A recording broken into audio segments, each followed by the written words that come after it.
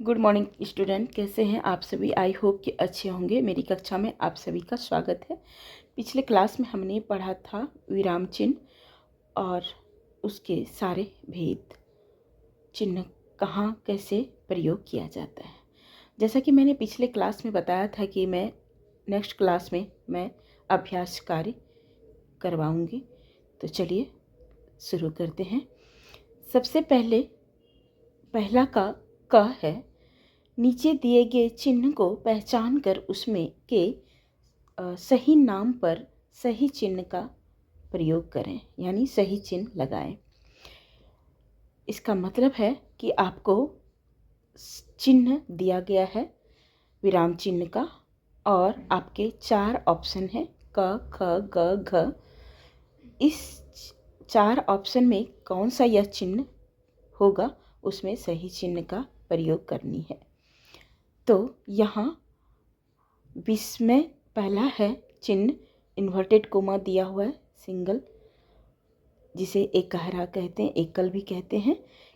क है विस्मय सूचक।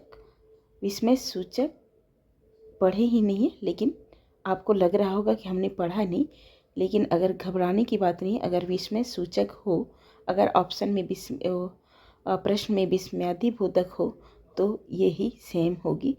ऐसा नहीं कि आपको छोड़ना है प्रश्न को। ख है निर्देशक चिन्ह, ग है उद्धरण चिन्ह, घ है पूर्ण विराम। इस ऑप्शन से साबित यह हो रहा है कि यह चिन्ह जो है सिंगल इन्वर्टेड कोमा है। तो यहाँ आपको उद्धरण चिन्ह यानी ऑप्शन ग में सही चिन्ह का प्रयोग करना है। नेक्स्ट है पूर्ण विराम का चिन्ह है। क अल्प विराम, ख पूर्ण विराम, ग अर्ध विराम, घ लाघव चिन्ह। तो इसका सही आंसर हो जाएगा ख पूर्ण विराम। इसी तरह थर्ड है हंस पद का साइन दिया हुआ है। हंस पद मतलब होता है हंस यानी वगुला, हंस जो भी कहिए उसका पैर, पद मतलब पैर। तो आपने देखा होगा उसी इसके हंस के तरह, पैर के तरह ही इसका साइन है। मैंने जैसे बताया था क्लास में पढ़ाते इसमें कि जब हम कोई पैराग्राफ लिखते हैं, कोई लाइन में कोई शब्द मिस हो जाता है यानी छूट जाती है, तो यह साइन डाल के हम ऊपर लिख सकते हैं, तो हमारी वाक्य जो है कंप्लीट हो जाती है। तो इसे हम हंस पद कहते हैं। ऑप्शन को देख लेते हैं। क है विवरण चिन्ह, ख प्रश्न सूचक, ग कोष्टक चिन्ह, घ त्रुटि पूरक यानी हंस पद या त्रुटि पूरक।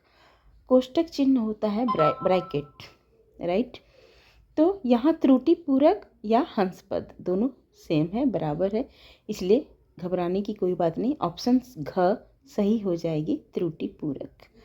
नंबर 4 है डबल इन्वर्टेड कोमा, सिंगल, जिसे एकल कहते हैं। ऑप्शन को देख लेते हैं। हंस पद, कोष्टक चिन्ह, निर्देशक चिन्ह, घ है एकल उद्धरण चिन्ह।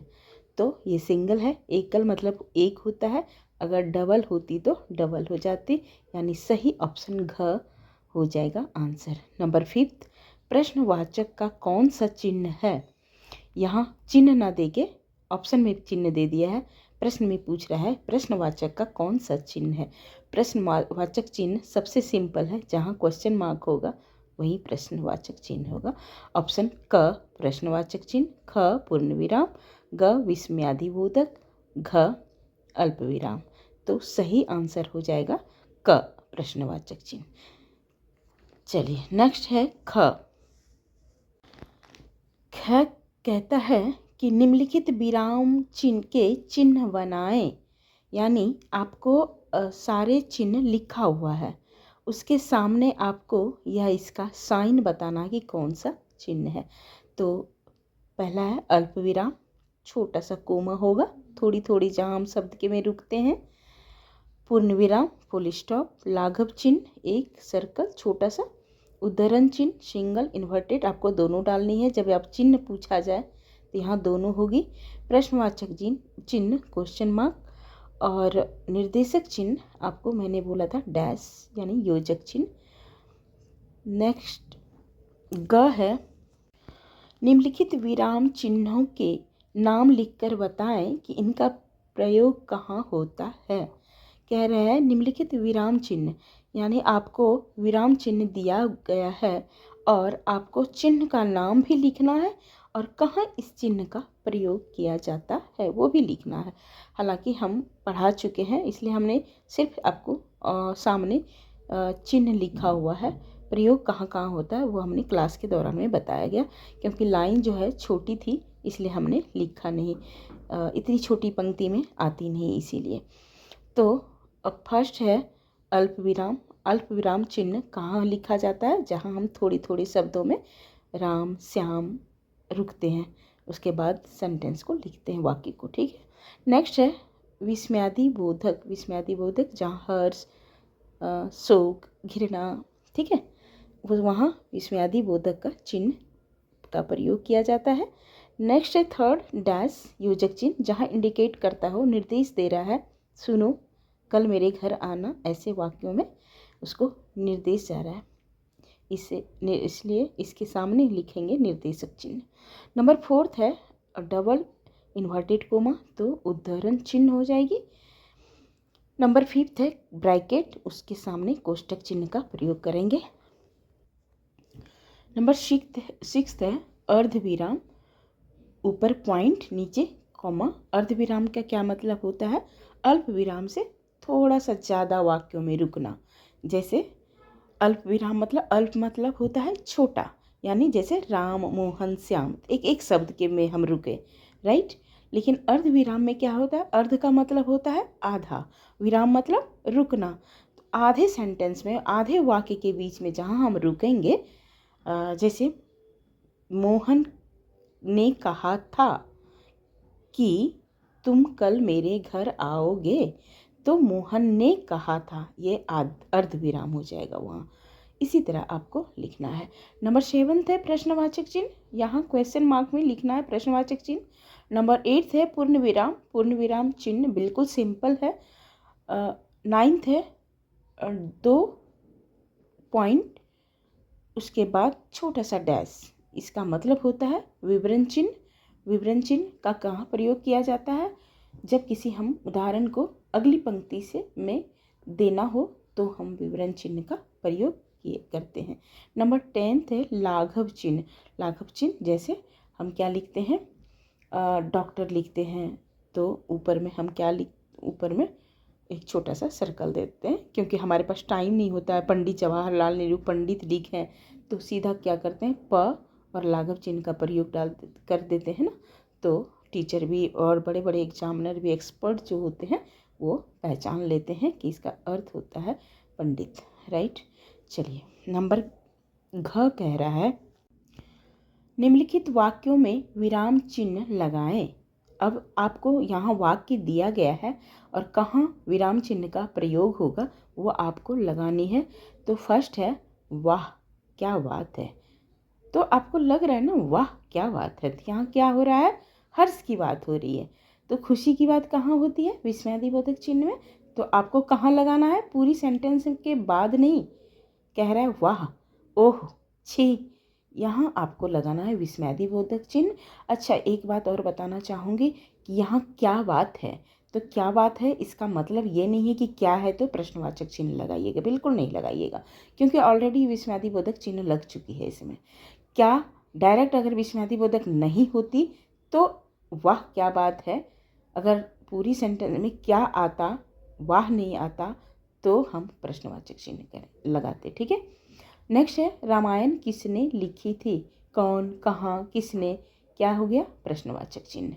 यहाँ दिया नहीं है, मैंने लगाया है, राइट, ये ध्यान दीजिएगा। नंबर 3 है मोहन ने कहा मैं बाजार जाऊँगा।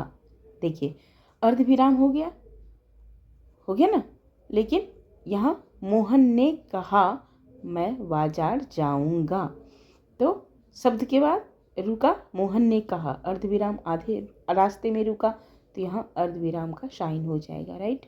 नंबर 4 है शाबाश ऐसा ही करें। तो शाबाश किसको बोलते हैं, जैसे कोई अच्छा काम करते हैं, माता के लिए बच्चे अगर कुछ ज़्यादा अच्छे मार्क्स लाते हैं तो शाबाश बोलते हैं, शाबाश देते हैं ना बच्चों को। उसी तरह टीचर अगर अच्छा स्टूडेंट करता है तो टीचर भी देते हैं। तो वहाँ कहाँ लिखना है, शाबाश के आगे विस्मयादिबोधक चिन्ह, ना कि पूरी सेंटेंस के बाद, राइट। तो चलिए घ हो गया। अब लास्ट है अ, विराम चिन्ह संबंधी अशुद्धियाँ ठीक करके वाक्य द्वारा लिखें। यहाँ आपको पूरी सेंटेंस दिया है जो अशुद्ध है यानी रॉन्ग है, और उसको करेक्ट क्या करना है आपको। ऐसा नहीं कि सेंटेंस वाक्य जितना है वो करेक्ट करना है, बिल्कुल नहीं, वाक्य वही सेम होगी, क्योंकि हमारा प्रश्न कह रहा है विराम चिन्ह संबंधी अशुद्धियाँ ठीक करके वाक्य द्वारा लिखो। यानी इसका मतलब है कि सिर्फ विराम चिन्ह इनकम्प्लीट है, गलत है, वही आपको करेक्ट करके लिखनी है, ना कि आपको वाक्य को सही से लिखनी है करेक्ट करके। ओके। फर्स्ट है गुरुजी ने कहा, कॉमा, इन्वर्टेड कोमा डबल, खेलो, डांस, कूदो और पढ़ो, पूर्ण विराम, इन्वर्टेड कोमा क्लोज। क्या लग रहा है ये सही है? बिल्कुल नहीं है। कितना लगा लिया इसने एक ही सेंटेंस में, जबकि इतना लगाना ही नहीं था। तो इसका सही जवाब हो जाएगा गुरुजी ने कहा खेलो, अब अल्प विराम हो जाएगी, खेलो, कूदो और पढ़ो। आपने देखा कितना टफ था, कितना आसान हो गया। नंबर नेक्स्ट है दूसरों का भला करने वाले महापुरुष कहलाते हैं। तो यह बिल्कुल सही है, सिर्फ सारे सेंटेंस वाक्य सही है, इसमें पूर्ण विराम नहीं है, इसलिए लास्ट में पूर्ण विराम लगा देंगे। ठीक है। थर्ड है कर्म ही जीवन है, आलस्य शत्रु है। तो क्या हो जाएगा, कर्म ही जीवन है, आधे पे लगा हुआ है, तो यहाँ फर्स्ट इन्वर्टेड कोमा एकल हो जाए, इन्वर्टेड कोमा यानी सिंगल, कर्म ही जीवन है, उसके बाद नीचे भी कॉमा हो जाएगी क्योंकि आधे रास्ते में रुक रहे हैं, आलस्य शत्रु है ना। आलस जो होता है वह बहुत ही दुश्मन होता है, शत्रु मतलब दुश्मन। नंबर फोर्थ है हे ईश्वर, क्वेश्चन मार्क है, इस गरीब की मदद करो। यहाँ क्वेश्चन मार्क होना चाहिए, बिल्कुल नहीं होगा, प्रश्नवाचक चिन्ह, क्योंकि कोई है ही नहीं, क्या, कौन, कैसे। यहाँ हे ईश्वर के बाद लगा दिया है प्रश्नवाचक का चिन्ह, तो इसका सही आंसर हो जाएगा हे ईश्वर अल्प विराम इस गरीब की मदद करो। नंबर फिफ्थ है यह इन्वर्टेड डबल इन्वर्टेड कोमा हमारी पुस्तक क्लोज मेरी व्याकरण कोमा में लिखा है। तो इसका सही आंसर हो जाएगा इन्वर्टेड कोमा एकल इन्वर्टेड कोमा स्टार्ट, यह हमारी पुस्तक मेरी व्याकरण में लिखा है, सिंगल इन्वर्टेड कोमा क्लोज। ये तो पहला का यहाँ तक था। दूसरा है नीचे लिखे वाक्यों को पढ़ो और उनमें सही विराम चिन्ह लगाओ। आपके पास वाक्य दिया गया है, उसके आगे आपको विराम चिन्ह का साइन लिखना है। पहला है सुनो इधर आना, इंडिकेट कर रहा है तो निर्देशक चिन्ह हो जाएगा। दूसरा है क्या कहा, कॉमा, तुम नहीं जाओगे, तो क्या है प्रश्न में, इसलिए प्रश्नवाचक तो होगी ही होगी, बट क्या कहा छोटी सी अल्प विराम भी हो जाएगी कहा के बाद। नंबर थर्ड है बोलो क्यों, क्यों है तो क्या हो जाएगी प्रश्नवाचक चिन्ह। नंबर फोर्थ है आलस, घृणा, ईर्ष्या से दूर रहो। अब छोटे छोटे शब्दों के बीच ये रुका है, आलस, घृणा, ईर्ष्या, ये तीनों का मीनिंग सेम होती है, इसलिए हम यहाँ अल्प विराम का शब्दों के बाद लगाएंगे, जो सब लास्ट है उसके बाद नहीं लगाएंगे, राइट। नंबर फिफ्थ है महात्मा बुद्ध ने कहा अहिंसा परम धर्म है, संस्कृत में पढ़े होंगे अहिंसा परमो धर्म अस्ति, तो वही कह रहा है महात्मा बुद्ध ने कहा, तो छोटी सी कोमा भी हो जाएगी नीचे अल्प विराम वाली, उसके बाद डबल इन्वर्टेड कोमा और उसी से क्लोज करेंगे। यह इन्वर्टेड कोमा सिंगल एकल कहाँ होती है आपको मैं बता ही दिया, हमेशा ज्यों का त्यों जहाँ हम लिखते हैं वहाँ ऐसे शब्दों में हम उद्धरण चिन्ह का प्रयोग करते हैं, लेकिन शुरू या अंत में होगी, ये ध्यान रखिएगा। चलिए बढ़ते हैं सेवंथ, परिश्रम ही जीवन है, आलस्य मृत्यु है। तो क्या कह रहा है, परिश्रम ही जीवन है, आलस्य मृत्यु है, तो यहाँ पूर्ण विराम लगा देंगे और छोटी सी अल्प विराम भी लगा देंगे, ठीक है। नंबर 8 है सुख डैश दुख। आपको यहाँ डैश लगाना है। जीवन के दो पहलू। हाँ, यहाँ आप क्यों लगाए योजक चिन्ह? क्योंकि ये दोनों एक दूसरे के पूरक है। ये युग्म शब्द है, सुख है तो दुख है। जैसा कि मैंने क्लास के दौरान बताया गया था कि जैसे द्वंद्व समास हो, तत्पुरुष समास हो, ऐसे शब्दों में युग्म शब्द का प्रयोग किया जाता है। यानी सुख और दुख। द्वंद्व समास होते हैं दाल भात, इस तरह के शब्दों में छोटा सा योजक चिन्ह लगाया जाता है। नंबर 9 है ओह, यह तो बहुत बुरा हुआ। ओह यानी अफसोस है, दुख हो रहा है ना, तो ओह के आगे विस्मयादिबोधक चिन्ह का प्रयोग करना है और लास्ट में पूर्ण विराम का करना है। नेक्स्ट एंड लास्ट 10th, कौन तुम्हारा पीछा कर रहा है? इसमें तो सोचना ही नहीं है क्योंकि आगे ही लिखा हुआ है कौन। कौन क्या हो गया? प्रश्नवाचक चिन्ह। तो इसके लास्ट में प्रश्नवाचक चिन्ह का प्रयोग करनी है।